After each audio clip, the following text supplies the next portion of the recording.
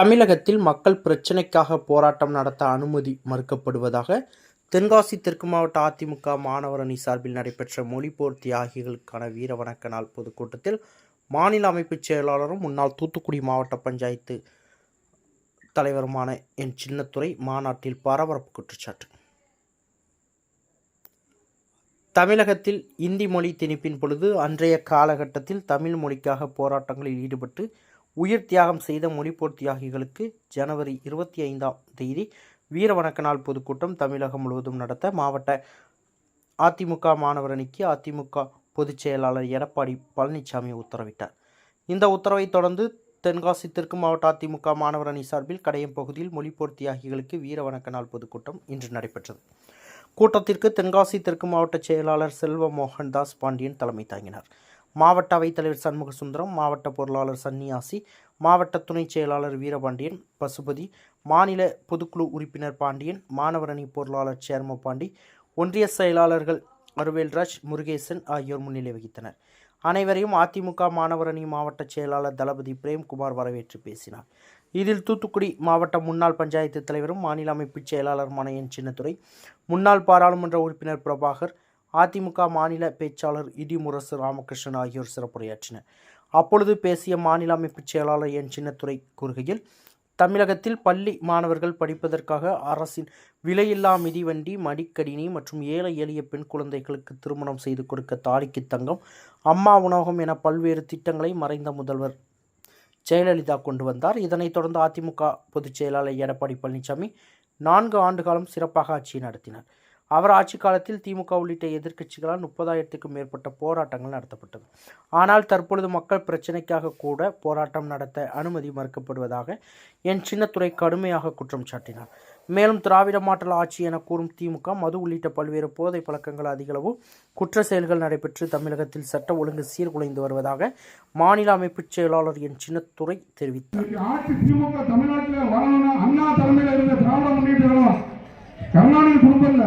அன்றைக்கு திமுக வழிநடத்தின பேரறிஞர் அண்ணா அவர்கள் 67 தமிழ்நாட்டுடைய முதலமைச்சர்களுக்கு இந்த இந்தி எதிர்ப்பு போராட்டம் முக்கிய காரணம். அதன் பின்னர் பேரறிஞர் அண்ணா அவர்கள் தமிழ்நாட்டுடைய முதலமைச்சர் வந்ததுக்கு அப்புறம் சென்னை மாகாணம் என்பதை மாற்றி தமிழ்நாடு என்று சட்டமன்றத்தில் ஒரு தீர்மானம் நிறைவேற்றி அதை அமல்படுத்தின நம்முடைய பேரறிஞர் அண்ணா அவர்கள். அதன் பின்னர் தமிழ் ஆட்சி மொழியாகவும் ஆங்கிலம் தொடர்பு மொழியாகவும் அன்னைக்கு தீர்மான பணத்தை நிறைவேற்றினார் நம்முடைய அண்ணா அவர்கள். அண்ணா அவர்கள் 2வது உலக தமிழ் மாநாட்டை சென்னையில் பிரமாதமாக நடத்துறாங்க. புரட்சி தலைவர் எம்ஜிஆர் அவர்கள் 5வது உலக தமிழ் மாநாட்டை மதுரையில் நடத்துறாங்க. நம்முடைய புரட்சி தலைவி அம்மா அவர்கள் தஞ்சையிலே 8வது உலக தமிழ் மாநாட்டை நடத்துறாங்க. ஆக தமிழ்னு சொல்லி திமுக தமிழ்நாட்டு மக்களை இன்றைக்கு வரைக்கும் ஏமாத்தி தான் இருக்காங்க. கருணாநிதி ஆனாலும் சரியா, ஸ்டாலின் ஆனாலும் சரிதான், இன்னைக்கு அவருடைய மகன் உதயநிதி ஆனாலும் சரிதான். இதெல்லாம் திமுக பித்தலாட்ட அரசியல். தமிழ்நாட்டு மக்களுக்கும் தமிழ்நாட்டுக்கும் இந்த கூட்டத்தை நடத்துகிற தகுதி அனைத்து அண்ணாதிமுக மற்றும் அதிமுக முன்னேற்ற கழகத்துக்கு மட்டும்தான் உள்ளது. திமுக எந்த தகுதியுமே கிடையாது. இன்றைக்கு பாருங்க, அன்னைக்கு புரட்சி தலைவர் தமிழ்நாட்டு மக்களுக்கு எண்ணற்ற திட்டங்களை கொண்டு வந்தாங்க. கிட்டத்தட்ட கிராம தண்ணீர் திட்டமாக இருந்தாலும் சரிதான், இலவச மின்சாரமாக இருந்தாலும் சரிதான், இலவச வேஷ்டி சேலை இருந்தாலும் சரிதான், இதெல்லாம் தமிழ்நாட்டு மக்களுக்கு கொண்டு வந்து சேர்த்தது நம்முடைய புரட்சி தலைவர் அவர்கள். புரட்சி தலைவருடைய மறைவுக்கு பின்னால நம்முடைய புரட்சி தலைவர் அம்மா அவர்கள் இந்த இயக்கத்தையும் தமிழ்நாட்டு மக்களையும் காப்பாற்றி கிட்டத்தட்ட 91-96 அம்மா தான் முதலமைச்சர். 2001 2006 புரட்சி தலைவர் அம்மா தான் முதலமைச்சர். 11-16 புரட்சி தலைவர் அம்மா தான் முதலமைச்சர். அம்மா மறையும் போது முதலமைச்சராக தான் மறைஞ்சாங்க. அம்மா எண்ணற்ற திட்டங்களை தமிழ்நாட்டுக்கு கொண்டு வந்தாங்க. காவேரி பிரச்சனையை கொண்டு தீர்த்தது அம்மா. அன்னைக்கு 60 கொண்டு நீட் தேர்வை கொண்டு வந்தது காங்கிரஸ் திமுக கூட்டணி அரசு. அன்னைக்கு திமுக மத்திய அமைச்சராக இருந்த மத்திய சுகாதாரத்துறை இணை அமைச்சராக இருந்த காந்தி செல்வன் யாரு? நான் தூத்துக்குடி மாவட்ட பஞ்சாயத்து தலைவர் இருக்கும்போது அவர் நாமக்கல் மாவட்ட பஞ்சாயத்து தலைவர். அவர் தான் எம்பி அன்னைக்கு கேட்டி மத்திய அமைச்சராக ஸ்டாலின். சுகாதாரத்துறை இணை அமைச்சர் வந்து அந்த பார்லிமெண்ட்ல அந்த மசோதாவை தாக்கல் பண்ணதே காந்தி செல்வன் தான். திமுக பித்தலாட்ட அரசியல் பண்றான். அன்னைக்கு அந்த நீட் தேர்வு வேணும்னு ஹைகோர்ட்ல சுப்ரீம் கோர்ட் வரைக்கும் ஆஜரான யாரு? சிதம்பரனுடைய மனைவி நளினி சிதம்பரம். நீங்க என்ன போய் சொல்றீங்க? இன்னைக்கு அவருடைய மகன் இவன் உதயநிதி ஸ்டாலின் அந்த ரகசியம் ஒரே கையெழுத்துல நாங்க வந்து நீட்டை கொண்டு வருவாங்க, அப்பா கொண்டு வருவாங்க. என்னைக்கு கொண்டு வந்தீங்க? இன்னைக்கு வரைக்கும் கையெழுத்து வாங்கி குப்பையில் கொண்டு வரவா? இதை கொண்டு வந்தது நீங்க. இது வந்து சுப்ரீம் கோர்ட்டு வழிகாட்டுது. அதனால இதுக்கு வாய்ப்பு இல்லைன்னு நம்முடைய எடப்பாடியார் சொல்லி, எடப்பாடியார் கிராமப்புற மாணவர்கள் மருத்துவராக வர வேண்டும் என்ற ஒரு நல்ல எண்ணத்தோட அன்றைக்கு கவர்னராக இருந்த பன்வாரிலால் புரோஹித் சட்டமன்றத்தில் ஒரு தீர்மானம் நிறைவேற்றி ஒரு 7.5 ஒரு உள் ஒதுக்கீடு அவருக்கு ஃபைல் அனுப்புறாரு. கவர்னர் கைது பண்ணவே இல்லை. நம்முடைய முதலமைச்சர் என்ன செஞ்சாரு? முதலமைச்சருக்கு ஒரு அதிகாரம் இருக்குன்னு காட்டினது நம்முடைய அண்ணன் எடப்பாடியார் தான். என்ன செய்யாரு? 7.5 ஒரு உள் மருத்துவ படிப்புல ஏழைப்புற மாணவர்கள் நீங்க டாக்டராக நினைச்சு சட்டமன்றத்தில் தீர்மானம் நிறைவேற்றி அதை ஜியோவா வெளியிட்டது அண்ணன் எடப்பாடியார். எடப்பாடியார் செஞ்சதை யாருமே செய்ய முடியல. நீ சும்மா ஸ்டாலின் பொம்மையா ஒரு 500 வாக்குறுதியை கொடுத்துட்டு நான் அதை செஞ்சேன், இதுக்கு ஒண்ணும் செய்யல. என்ன சொன்னாரு? நாங்க வந்து இப்ப 2 மாசமா இருக்கிற மின் அளவை கரண்ட அவர் தங்கச்சி அவர் ஒய்ஃபு பையனுக்கு இருந்து ஒரு அட்டையை பிடிச்சிட்டு கருப்பு மத்திய அரசு கொண்டு மத்திய அரசோட கெசட்டை வெளியிட்டு புரட்சி தலைவி அம்மா. ஏழை எளிய பெண்களுக்கு தாலிக்கு தங்கம் திட்டம் கொண்டு வந்தது புரட்சி தலைவி அம்மா. படிக்கிற பிள்ளைகளுக்கு மடிக்கணினியோட கொண்டு வந்தது புரட்சி தலைவி அம்மா. அம்மா சிமெண்ட், அம்மா தண்ணி, எல்லாமே அம்மா உணவகம், இது எல்லாமே புரட்சி தலைவி அம்மா. தன்னுடைய குடும்பமே அம்மா கிடையாது. எல்லாமே எல்லா திட்டம் எதை எடுத்தாலும் தமிழ்நாட்டு மக்களுக்காக வாழ்ந்து மறைந்த புரட்சி தலைவி அம்மா அவர்கள் எண்ணற்ற திட்டங்களை கொண்டு வந்து சேர்த்தாங்க. அதன் பின்னர் புரட்சி தலைவி அம்மாவுடைய மறைவுக்கு பின்னால இந்த இயக்கத்தை நம்முடைய பொதுச்செயலாளர் அண்ணன் எடப்பாடியார் அவர்கள் சுமார் 4.5 வருஷம் சிறப்பான ஒரு ஆட்சியை தந்தாங்க. எத்தனை போராட்டம்? 30,000 மேற்பட்ட போராட்டம். இன்னைக்கு முதலமைச்சர் ஸ்டாலின் அவர்கள் அன்னைக்கு எதுக்கு எடுத்தாலும் போராட்டம் நடந்தாரு. இன்னைக்கு நம்மளுக்கு போராட்டம் நடத்த அனுமதி இல்லை. அண்ணா செல்வமோகன் பாண்டியெல்லாம் மாவட்டத்தில் இருக்காங்க. ஒரு போராட்டத்துக்கு போனால் போலீஸ்காரங்க போராட்டத்துக்கு அனுமதியே கொடுக்கறது இல்லை. ஏன்? மக்கள் பிரச்சனைக்கு இன்னைக்கு ஒரு 2 நாளைக்கு முன்னாடி ஹைகோர்ட் ஒரு டைரக்ஷன் கொடுத்துருக்காங்க. நீ வந்து திமுக மட்டும் நீ அனுமதி கொடுக்க, எதிர்கட்சிகளுக்கு அனுமதி வழங்கணும், அதுக்கு ஒரு கைட்லைன்ஸ் வழங்கணும்னு ஒரு ஜிஓ நீ போடணும்னு சொல்லி இன்னைக்கு ஹைகோர்ட் கண்டிச்சிருக்கு இந்த அரசாங்கத்தை. தமிழ்நாட்டில் எங்க பார்த்தாலும் இன்னைக்கு முதலமைச்சர் வந்து எடப்பாடியார் அவர்கள் எந்த பிரச்சனையும் 4,000 வருஷம் சிறப்பான ஒரு ஆட்சி இருந்தாங்க. ஒரே ஆண்டுல 11 மெடிக்கல் காலேஜ், லா காலேஜ். ஆக பொங்கலுக்கு இன்னைக்கு இந்த பொங்கலுக்கு இவர் எதுவுமே பண்ணல ஸ்டாலின். அன்னைக்கு என்ன சொன்னாரு? இவருடைய தங்கை கனிமொழியும் நீங்க வந்து 2,500 ரூபாய் போகாது, 5,000 ரூபாய் கொடுக்கணும் அப்படின்னு சொன்னாங்க. இன்னைக்கு கொடுத்தாங்களா? ஒண்ணுமே கொடுக்கல. எதுவுமே போலியானது. 520 வாக்குறுதி கொடுத்தாரு ஸ்டாலின். ஒரு பெட்டியை வச்சுட்டு அழிஞ்சாரு. ஒண்ணுமே செய்யல. இன்னைக்கு சொல்றா எல்லாம் செஞ்சுட்டேன்னு சொன்னாரு. இப்போ முந்தானால இன்னொரு 170 செய்ய வேண்டியிருக்காரு. இதுதான் புத்தகத்தை அரசு, ஃப்ராட் அரசு. ஸ்டாலின் எதுவுமே செய்யல. எடப்பாடி என்ன ஒரே ஒரு மாற்றம் தான் கிடைக்கிறது. என்னாச்சு? இன்னைக்கு 2 மாசம் முன்னால 1 மாசமா குறைப்போன்னு சொன்னாரு. செஞ்சாரா? செய்யல. அதுக்கு பதிலா அவர் ஆட்சிக்கு வந்து 4 வருஷத்துல 3 முறை மின் கட்டணத்தை உயர்த்திருக்காரு. இப்போ ஒண்ணு செய்யறாங்க. ஒருத்தர் வீட்டு செல்வம் வீடு இருக்கு, ஒரு வீட்டுல மேல ஒரு வீடு இருக்கு, கீழே ஒரு வீடு இருக்கும். அந்த வீட்டுக்கு நம்ம வந்து 2 சர்வீஸ் வச்சிருப்போம். ஒருத்தர் வாடகை இருப்பாரு, ஒருத்தர் ஓனர் இருப்பாரு. இவன் அந்த ஒரு வீட்டுல 2 வீட்டுல 2 சர்வீஸ் ஒரே சர்வீஸ் ஆகுனா ரீடிங் கூடும், காசு கூடும், மக்களை உறிஞ்சி சாப்பிடுற. இதைத்தான் ஸ்டாலின் பண்ணிட்டு இருக்காரு. குப்பைக்கு வரி, தொழில் வரி, எல்லா வரியும் போட்டு தீர்றாரு. என்ன பண்ணிக்க? ஒண்ணுமே பண்ணல. அவரு சும்மா டாஸ்மாக் போற இளம் பதவிகள் அதிகமா தமிழ்நாட்டில் இருக்காரு. இந்த கனிமொழி, தூத்துக்குடி பாருங்க கனிமொழி அன்னைக்கு பேட்டி கொடுத்தாங்க. நம்ம ஆட்சி இருக்கும்போது தமிழ்நாட்டில் இளம் பதவிகள் அதிகமா இருக்காங்க. இன்னைக்கு தூத்துக்குடி கலெக்டர் நிருபரை கேட்டி கேட்டா ஓடிக்கிட்டு இருக்காங்க. ஆனா எதுவுமே செய்யல. ஒருத்த ஒரு சாதனையும் பண்ணல. இன்னைக்கு புரட்சி கருணாநிதி புரட்சி தலைவர் அம்மா அண்ணன் எடப்பாடியார் இவங்க காலத்துல வளர்ச்சி பணிகளுக்கு கடன் வாங்குறது உண்மை. அது எவ்வளவு வாங்கினாங்க? 6 லட்சம் கோடி தான் இருந்தது. இன்னைக்கு 4 வருஷத்துல 4,000 கோடி கடன் வாங்கியிருக்காரு. கடன் வாங்கி எங்க கொண்டு போறாரு? அவர் குடும்பம் தான் வாழணும், குடும்பத்துக்கு சொத்து சேர்க்கணும். ஏன்? அவர் குடும்ப ஆட்சேபம் தமிழ்நாட்டில் நடக்கு. இன்னைக்கு சென்னை எதுலையும் போனாலும் அவங்க காசு வரணும். இப்போ சென்னை அருகில் இந்த பரந்தூர் விமான நிலையம், அந்த விமான நிலையம் நம்ம இருக்கும் போராடுறாரு.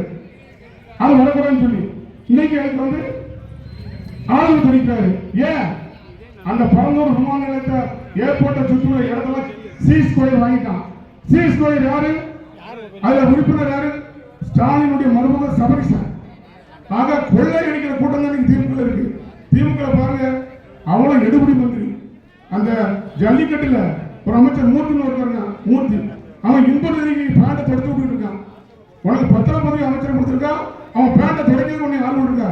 அதிகாரிகள் கலெக்டர்லாம் எழுப்பி அடுத்த போட சொல்றான். அவனுடைய நண்பர்கள் அந்த சீட்ல உட்காரன்னு சொல்லி. ஆக இந்த மாதிரி கேடுகட்ட ஆட்சி அந்த தமிழ்நாட்டில் நடந்துட்டு இருக்கு. என்ன பண்றாங்க? ஒண்ணுமே பண்ணல. அமைச்சர் இவன் நம்ம வந்து ஓடி போனது அவன் செந்தில் பாலாஜி, அவன் நம்ம பொதுச்செயலாளர் எடப்பாடி அமாவாசை. டேய் நீ தான் அமாவாசை, நீ ஒரு கட்சியில உறுப்பியா இருக்கியா? எந்த கட்சியும் எவனுக்கு விசுவாசமா இருந்தது இல்ல. 10 ரூபா பாடல் போடாச்சு.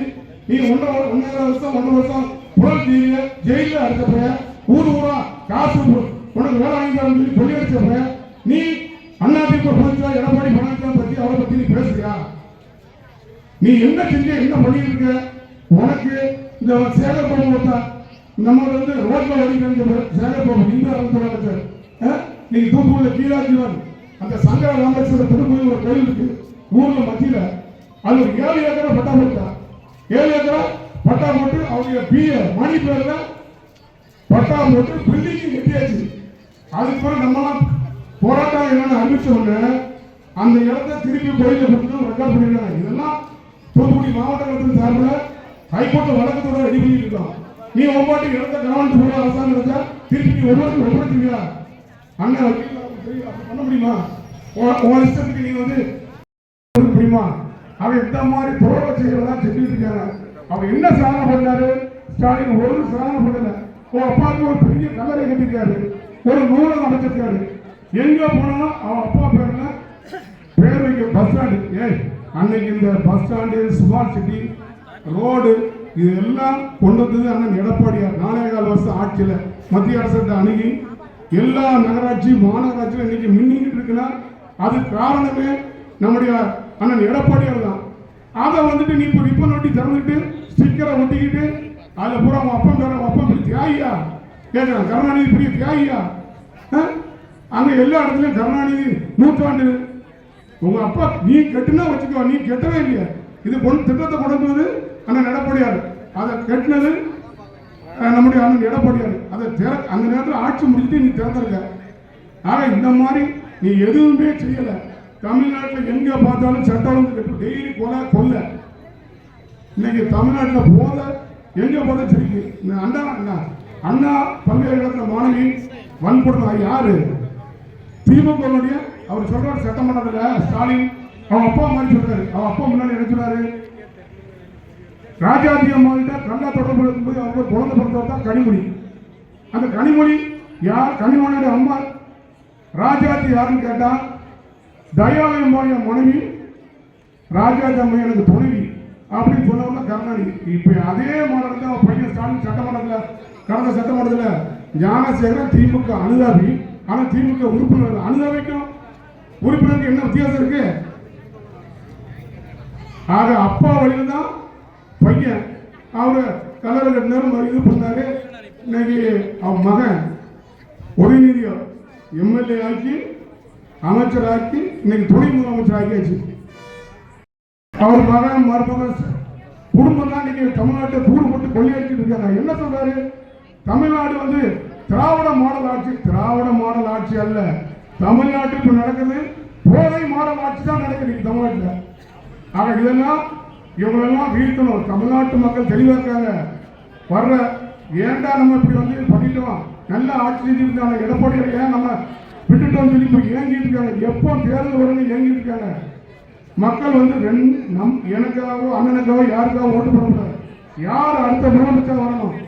அந்த முதலமைச்சர் யாரு? அண்ணன் எடப்பாடியார். எடப்பாடியாரா ஸ்டாலினா ஓட்ட முடிவு பண்ண போறாங்க. வேட்பாளருக்கு அதெல்லாம் வேற. எடப்பாடியார் தமிழ்நாட்டில் முதலமைச்சரானா ஸ்டாலின் முதலமைச்சரானா எடப்பாடி தான் முதலமைச்சரான தமிழ்நாட்டு மக்கள் ஏங்கிட்டு இருக்காங்க. நீ திமுக, அண்ணா திமுக, பாரதிய ஜனதா கள்ள கூட்டணி. எங்கடா கள்ள கூட்டணி?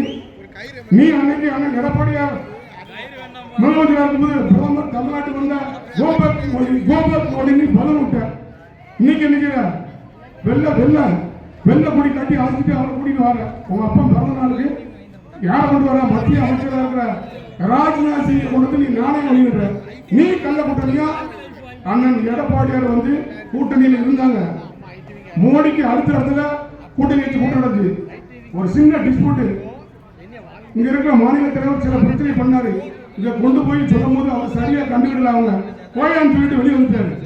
ஆக அண்ணன் பொதுச்செயலாளர் எடப்பாடியார் சரியான பாதைகளுக்கு போயிருக்கார். சரியான பணியில் நடந்திருக்கு. விரைவில் வருகின்ற சட்டமன்ற தேர்தலில் நீங்க எல்லாம் அதிமுக ஆதரிக்கணும், அண்ணன் எடப்பாடியை ஆதரிக்கணும் கேட்டு விடைபெறுகிறேன். நன்றி, வணக்கம். பெல் பட்டனையும் கிளிக் செய்யுங்கள்.